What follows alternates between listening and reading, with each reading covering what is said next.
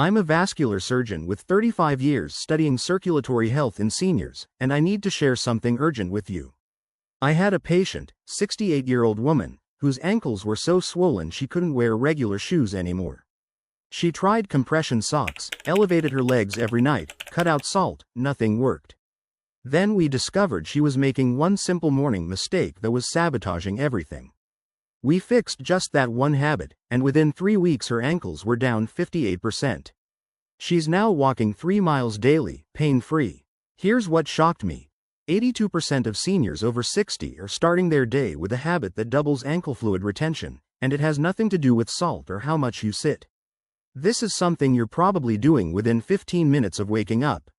If your ankles are puffier by noon than when you woke up, this morning mistake is destroying your circulation. Stanford University Vascular Lab and Johns Hopkins ran a joint study that identified the single morning habit causing preventable swelling in seniors. The subjects who stopped this habit saw a 58% reduction in ankle circumference within 21 days. No medication, no expensive treatments. I'm going to reveal the exact morning habit, why it floods your ankles with fluid, and the 4-step morning protocol that reverses it. Plus the 3 mistakes that make it worse without you even realizing. The answer isn't what you think, and most doctors completely miss this. When you understand the mechanism, you'll see why your ankles have been fighting a losing battle every single morning. Quick question before we dive in. Drop your age and where you're watching from in the comments below. I read every single one. Your comment might help someone else avoid years of unnecessary swelling and discomfort. Let's get started immediately. The morning habit revealed. Here's the morning habit that's sabotaging your circulation, and I guarantee this isn't what you expected. Drinking coffee before activating your lymphatic system. Now, before you click away thinking this is another anti-coffee lecture, stay with me. This isn't about giving up coffee. This is about understanding what happens inside your body when you drink coffee within the first 15 minutes of waking up, before any movement. Let me explain the science. Your body just spent 6 to 8 hours lying horizontal. During that time, fluid naturally pooled in your tissues. That's normal physiology. But here's what most people don't understand. Coffee on an empty stomach, before any movement, triggers a cortisol spike combined with a powerful diuretic effect, without activating the muscle pumps that are supposed to drain that fluid. Johns Hopkins ran a circulatory study that found morning caffeine intake before movement causes 47% slower lymphatic drainage in your lower extremities. Think about what that means. Your drainage system is running at half speed right when you need it most. Here's the mechanism that's destroying your ankles. Caffeine is a vasoconstrictor, meaning it tightens your blood vessels. At the same time, it's forcing your kidneys to release more fluid into your tissues. So you're constricting the drainage pipes while flooding more liquid into the system. Then what do most people do? They sit down for breakfast or their morning routine, and gravity pulls all that fluid straight down to their ankles. I use this analogy with my patients. It's like opening a fire hydrant into a backed-up drain. The flood has nowhere to go except your ankles, and it sits there all day long. The Cleveland Clinic documented this exact pattern. They found that seniors who drank coffee before any morning movement had ankle fluid retention that was 63% higher by midday compared to those who activated their circulation first. Let me tell you about the patient I mentioned earlier, the 71-year-old woman. Her ankles were swollen every single day by 10 a.m. Compression socks barely helped. She was convinced it was her heart or her kidneys. We ran every test, everything came back normal. Then I asked her to walk me through her exact morning routine. She woke up, walked straight to the kitchen, made coffee, sat down at the table, drank it while reading the news on her tablet. She was sitting, drinking coffee, before her legs had done any work at all. We changed only the timing of her coffee. She still drinks the same amount, same type, nothing else changed. Just moved it to after a simple 8-minute protocol. Her swelling reduced 65% in 3 weeks. She told me, I can see my ankle bones again for the first time in 2 years. Now here's the part that makes this worse, the hidden multiplier most people miss. If you add sugar or creamer to your morning coffee, you're adding an inflammatory response on top of the fluid retention. Sugar triggers insulin release, and insulin tells your body to hold onto sodium, and sodium holds onto water. If you're drinking sweetened coffee while sitting down first thing in the morning, You're combining all three of the worst possible factors. But here's what gives me hope as a surgeon. This is completely reversible. Your body wants to drain that fluid. Your lymphatic system is designed to handle this. You just have to activate it before you introduce the coffee. I've seen patients who've struggled with ankle swelling for 5, 10, even 15 years get dramatic relief just by understanding this one concept. Movement before coffee. The muscle pumps in your calves and your feet have to turn on first. They have to prime the system. Then, and only then, can your body handle the coffee without dumping all that fluid into your ankles. The 4-step morning protocol I'm about to show you takes 8 minutes. That's it, 8 minutes before your first sip of coffee, and you'll drain the existing fluid that pooled overnight while preventing new buildup. Johns Hopkins subjects who followed this exact protocol saw measurable ankle circumference reduction within 72 hours. Not weeks, not months. 72 hours. So now you know what the habit is and why it's been sabotaging you. Let's fix it right now with the 4-step morning drainage protocol that changes everything. The 4-STEP morning drainage protocol. This protocol takes 8 minutes total. You do it before coffee, before breakfast, before sitting down to check your phone or read the news. The Johns Hopkins subjects who did this saw measurable ankle circumference reduction within 72 hours. Some reported feeling the difference after just one morning. Here's what makes this so powerful. Each step builds on the last one. You're not just doing random exercises. You're systematically activating your drainage system from horizontal to vertical, exactly the way your vascular system is designed to work. Step 1. Supine ankle alphabet. You start this before you even get out of bed. In fact, you do this while you're still lying down. Here's why it works. When you're in a lying position, you eliminate gravity as a factor. Your heart doesn't have to fight to pump blood back up from your feet. Meanwhile, your ankle movement activates the soleus muscle, which is the primary lymphatic pump in your lower leg.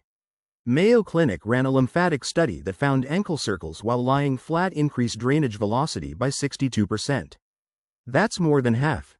The body mechanics are simple but powerful. Every letter you draw with your toes squeezes the lymph vessels like a sponge. You're literally wringing out the fluid that pooled during the night. Here's how to perform it. You're still in bed, lying on your back. Take your right foot and use your toes to draw the letters of the alphabet in the air. A, B, C, all the way through Z. Keep the movements slow and deliberate. You should feel a gentle pulling sensation in your calf muscles. That's good. That means the muscle pump is activating. Then switch to your left foot. Same thing. A through Z. Your ankles might feel stiff at first, especially if you have arthritis or neuropathy. That's normal. Just move through whatever range feels comfortable. You're not trying to win a flexibility contest. You're activating the pump. One safety note. If you have neuropathy and reduced sensation in your feet, focus on moving through a comfortable range only. Don't force anything you can't feel. I had a patient, 69-year-old man with type 2 diabetes and some neuropathy. He told me after 3 days of just this one step, his ankles were noticeably less puffy when he first stood up in the morning. He said, "It's like my legs remember what they're supposed to do." Timeline. Within 3 days, you will notice your ankles are less swollen when you first put your feet on the floor. That's your first win. Step 2. Bed edge calf pumps. Now you're going to sit up and move to the edge of the bed. Legs hanging down, feet flat on the floor. Here's why this position is critical. You're now using gravity to assist instead of fighting it. Your legs are dangling, which means blood and lymph fluid want to flow down naturally. But your calf contractions are going to force that pooled fluid upward, back toward your heart. University of Michigan documented this. They found that morning calf activation reduces day-long swelling by 41%. You're priming the venous valves before you stand up and start your day. Think of it like warming up a water pump before you ask it to do heavy work. Here's the technical mechanism. Inside your leg veins, you have one-way valves that prevent blood from flowing backward. But after 8 hours of being horizontal, those valves can get sluggish. This movement wakes them up. Here's how to perform it.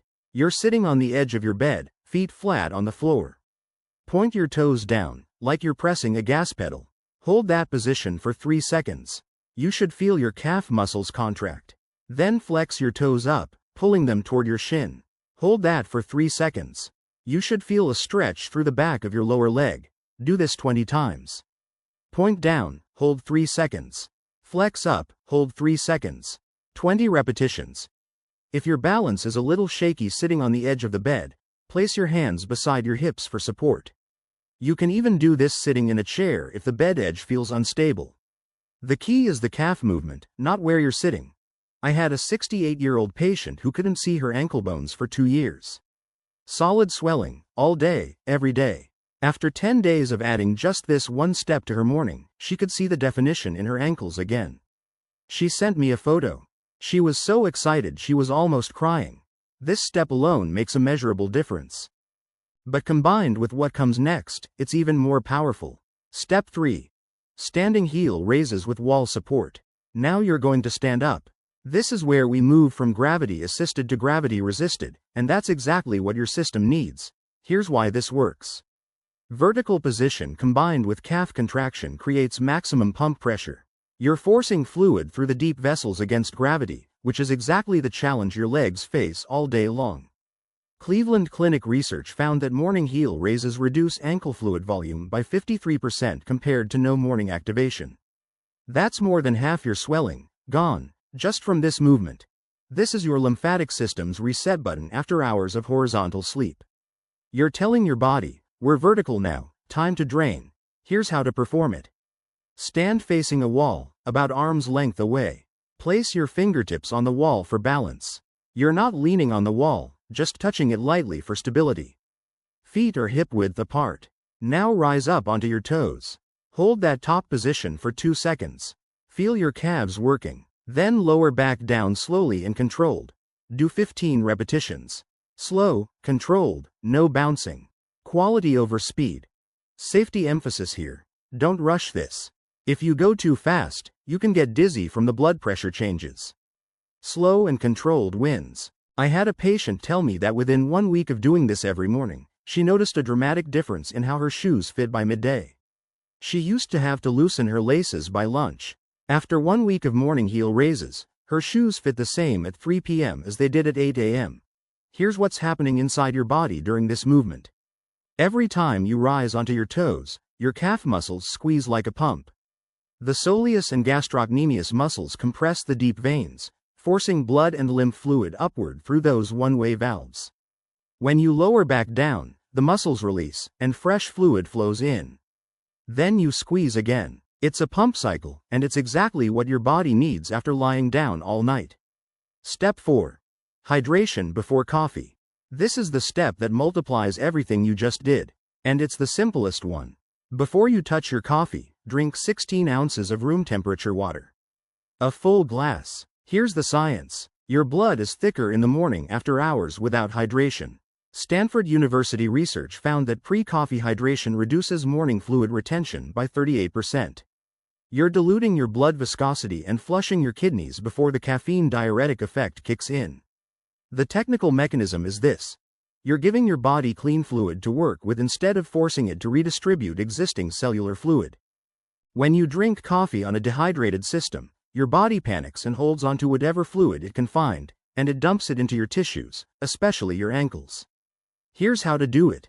Keep a glass or bottle of water on your nightstand. Room temperature, not cold. Cold water takes longer to absorb. As soon as you finish your heel raises, drink the full glass. All 16 ounces. Now here's the addition that multiplies the results.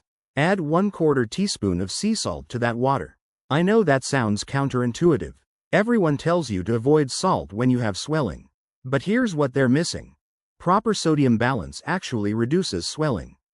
Your body needs electrolytes to move fluid correctly. When you're low on sodium, your body hoards it, and when it hoards sodium, it holds onto water.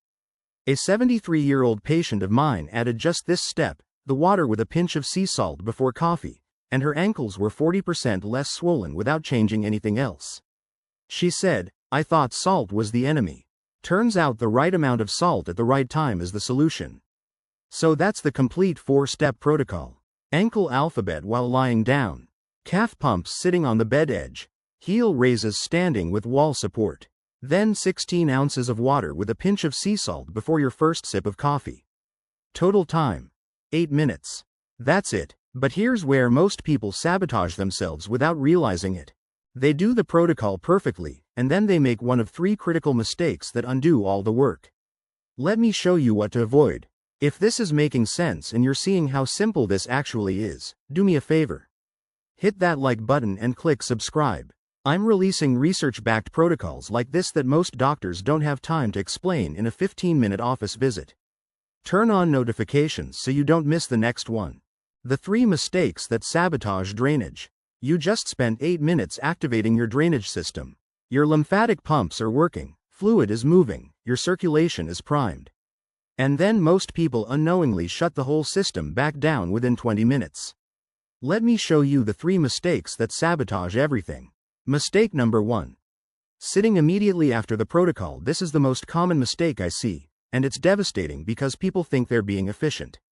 They finish the 4-step protocol, they feel good, and then they sit down to drink their coffee and check their phone or read the news. Here's why that backfires. You just activated the drainage pumps in your calves and feet. Blood and lymph fluid are moving upward like they're supposed to. But the moment you sit down, you stop the pump action. It's like revving a car engine and then immediately turning it off. The research is clear on this. Subjects who remained active for 20 minutes after the protocol saw 44% better results than those who sat down immediately. That's almost half the benefit lost just from sitting too soon. Here's what's happening inside your body. When you sit, you create a 90-degree bend at your hips and your knees. That bend compresses the veins and lymph vessels. The fluid that was moving upward hits a roadblock. And gravity being what it is, that fluid starts pooling right back down into your ankles. The fix is simple. Stay standing or walking for 20 minutes minimum after you finish the protocol. Make your breakfast while standing at the counter. Fold some laundry. Do your morning routine in the bathroom standing up. Walk around your house. Anything that keeps you vertical and moving. I had a patient, 70-year-old man, who did the protocol perfectly every morning. But he'd finish and then sit down with his coffee to watch the morning news. His swelling improved maybe 20%. Not bad, but not what we were looking for. Then I told him, don't sit down for 20 minutes after. He started drinking his coffee standing in the kitchen, walking around between sips. His improvement jumped to 55% within 1 week, 20 minutes. That's all you need to let the drainage continue before you sit down. Mistake number 2. Hot morning shower before movement. A lot of people wake up and head straight for a hot shower. They think it's helping because the heat feels good and they feel more awake. But if you take that hot shower before doing the 4-step protocol, you're actually making your swelling worse. Here's the science.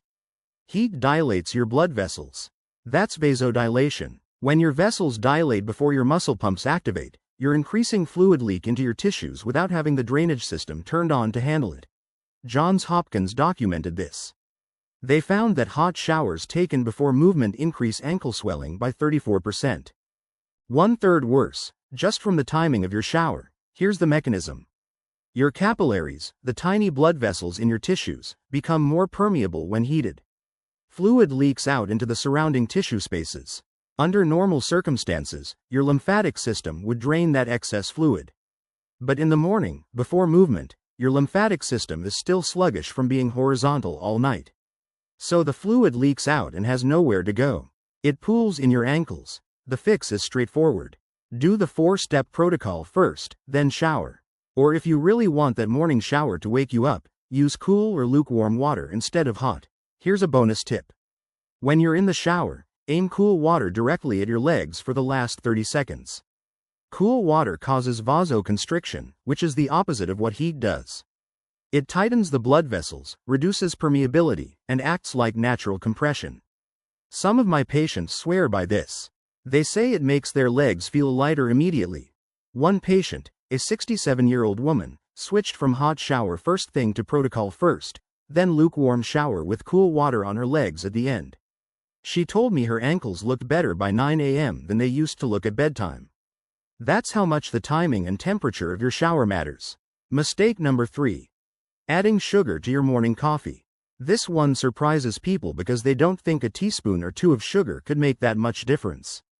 But it does. Here's why sugar backfires. When you consume sugar first thing in the morning, you trigger an inflammatory response combined with insulin release.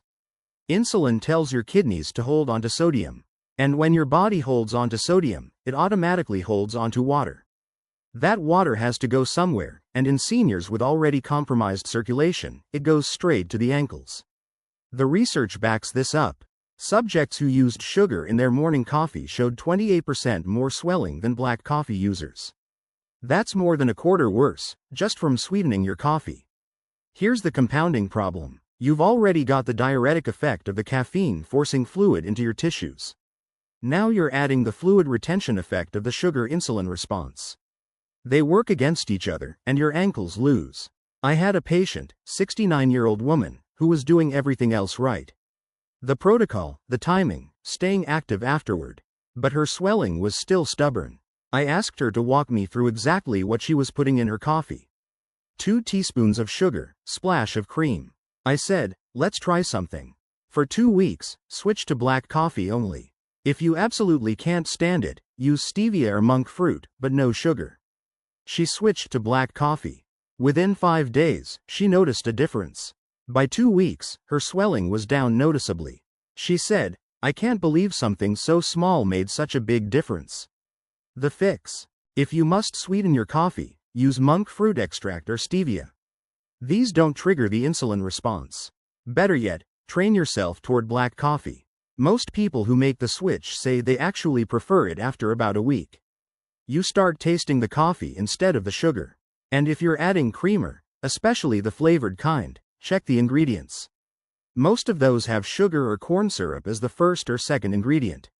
You think you're just making your coffee taste better, but you're flooding your system with inflammatory compounds right when your drainage system is trying to do its job. So those are the 3 mistakes. Sitting down too soon after the protocol. Taking a hot shower before movement. Adding sugar to your morning coffee.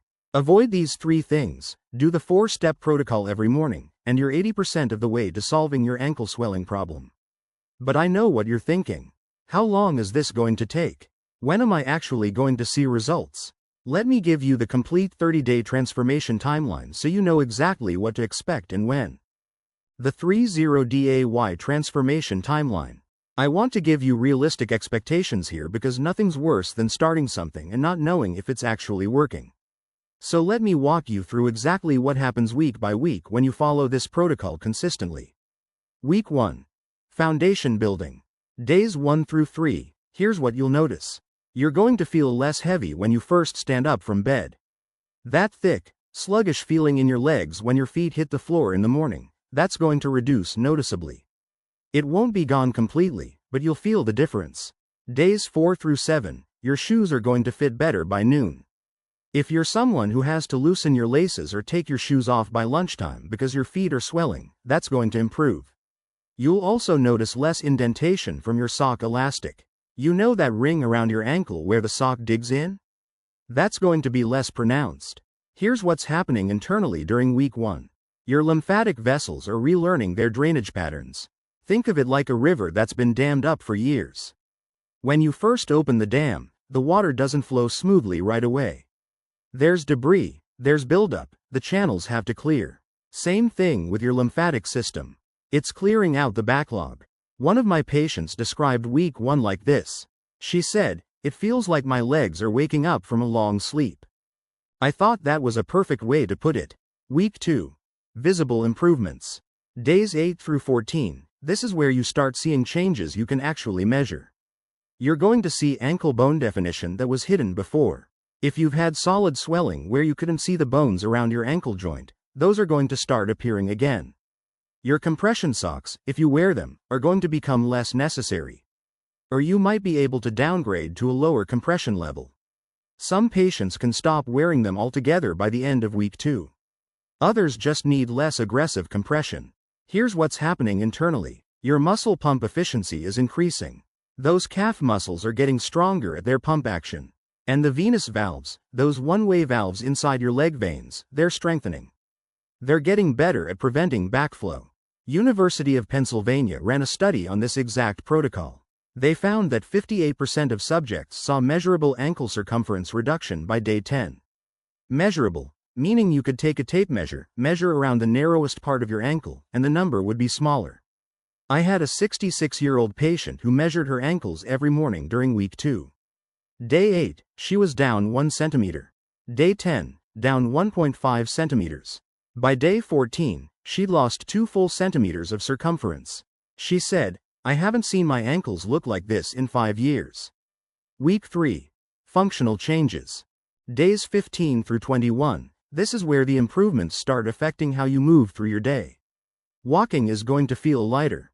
That dragging sensation, like you're pulling extra weight with every step, that reduces significantly.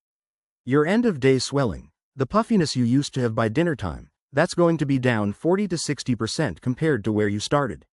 Some people see even better results than that. Here's what's happening internally during week 3. Your systemic inflammation is decreasing. Chronic swelling creates inflammation, and inflammation creates more swelling. It's a vicious cycle. But when you break that cycle with consistent drainage, the inflammation starts coming down. Your vascular tone is also improving. The walls of your blood vessels are getting healthier, less permeable, better at controlling fluid movement.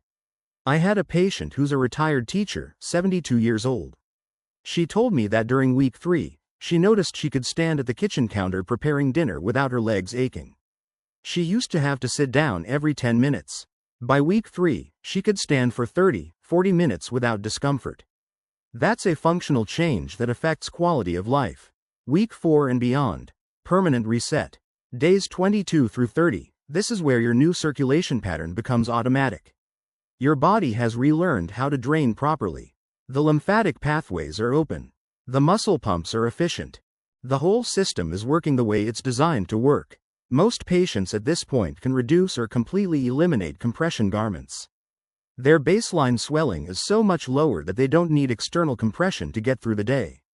Cleveland Clinic did a 6-month follow-up study on patients who completed this protocol. They found that 89% maintained their improvements long-term. As long as they kept doing the morning protocol, the swelling stayed controlled. That tells you this isn't a temporary fix. This is a permanent reset of how your drainage system functions. One patient told me at the 30-day mark, "My ankles remember how to drain now." I love that description because it's accurate. Your body has muscle memory. Once you retrain the drainage patterns, they stick. Realistic expectations. Now, I have to be honest with you. Some days are going to be worse than others. If you take a long car ride and you're sitting for hours, your ankles are going to swell more that day. If it's hot and humid outside, you're going to retain more fluid. If you eat a salty meal at a restaurant, you might see some puffiness the next morning. But here's the difference. Your new baseline is going to be dramatically better. So even on a bad day at week 4, your ankles will look better than a good day used to look at week 0. And here's the other thing. Once you've established this pattern, your body bounces back faster. If you have a day where you sit too long or eat too much salt, your drainage system recovers by the next morning. Before, it would take days to recover. Now it takes hours. I had a patient who traveled to visit her daughter at week 5. 8-hour flight, sitting the whole time. She said her ankles swelled up on the plane, and she thought, "Oh no, I've lost all my progress." But she did the protocol the next morning, stayed active, and by that afternoon her ankles were back to normal. She said, "Before this protocol, a flight like that would have ruined me for a week." That's what I mean by a permanent reset. Your system learns to recover. It learns to handle challenges. You're not fragile anymore. So that's your 30-day timeline. Week 1, you feel the difference. Week 2, you see the difference. Week 3, functional improvements change your daily life. Week 4 and beyond, permanent reset with 89% of people maintaining results long-term.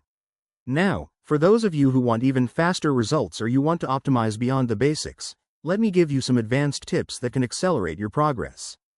The 4-step protocol is going to get you results. But for those of you who want to accelerate your progress or you're dealing with more stubborn swelling, let me give you 3 advanced optimizations that can multiply your results. Here's what most people get wrong about leg elevation. They elevate their legs during the day, maybe while watching TV, and they wonder why it doesn't help much. The problem is timing. The most powerful time to elevate your legs is before bed, not during the day. Before you go to sleep, lie on your bed and prop your legs up on pillows so your feet are above the level of your heart. Stay like that for 20 minutes. Here's why this works. You're pre-draining your legs before the overnight horizontal position. Think about it. You're about to spend 6 to 8 hours lying flat. Fluid is going to redistribute during that time no matter what. But if you drain your legs first, you're starting from a lower fluid load. The research supports this. Pre-bedtime elevation reduces your morning starting fluid load by 31%. That means when you wake up and do the 4-step protocol, you're working with less accumulated fluid. Your drainage system has less work to do. I had a patient, 74-year-old man with pretty severe swelling. He added this one thing, 20 minutes of elevation before bed, and his morning ankle circumference measurements dropped an additional centimeter within 1 week. He said, "I wake up with better ankles than I used to have after being up all day." The key is consistency. Do this every night, not just when you remember. 20 minutes, legs elevated above heart level, before you go to sleep. A lot of you are wearing compression socks, and that's good. Compression works, but most people are putting them on at the wrong time, which reduces their effectiveness by half. Here's what I see constantly. People wake up, their ankles are already a little swollen from the night, and they immediately put on their compression socks to try to control it. That's backwards. Compression socks don't drain fluid.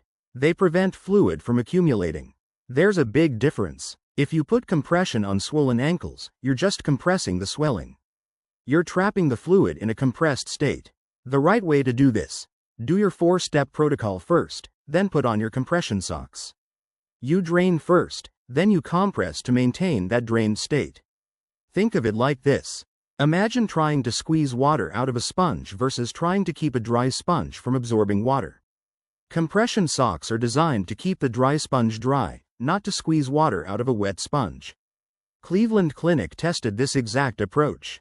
Subjects who did the drainage protocol before applying compression had 47% less end-of-day swelling compared to those who put compression on first thing in the morning. One of my patients switched to this timing and told me, "My compression socks actually work now. Before, they were fighting a losing battle.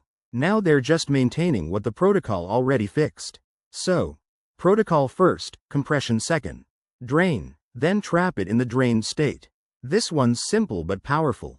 Add a potassium-rich food to your breakfast. Banana, avocado, sweet potato, spinach. Any of those work. Here's the science. Potassium balances sodium at a cellular level. Most people focus on reducing sodium to control swelling, and that helps. But what they miss is that the ratio of potassium to sodium matters more than the absolute amount of either one.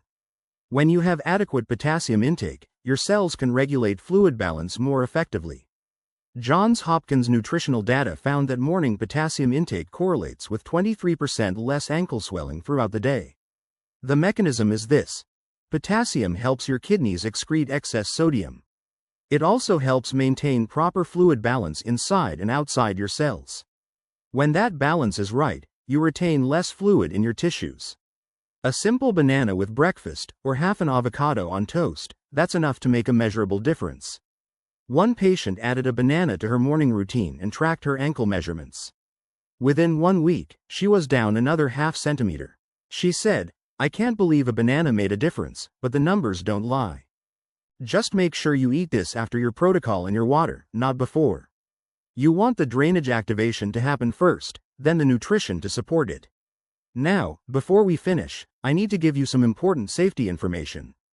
This protocol works for mechanical fluid retention caused by poor circulation and lymphatic drainage. But there are medical conditions that cause swelling, and those need professional evaluation. You need to see your doctor immediately if swelling is one-sided only. If your right ankle is swollen but your left isn't, or vice versa, that could be a blood clot. That's a medical emergency. Don't wait, don't try the protocol, go to urgent care or the ER. If your swelling is accompanied by shortness of breath, chest discomfort, or extreme fatigue, that could indicate a heart or kidney problem. Your heart might not be pumping effectively, or your kidneys might not be filtering properly. That needs immediate medical attention.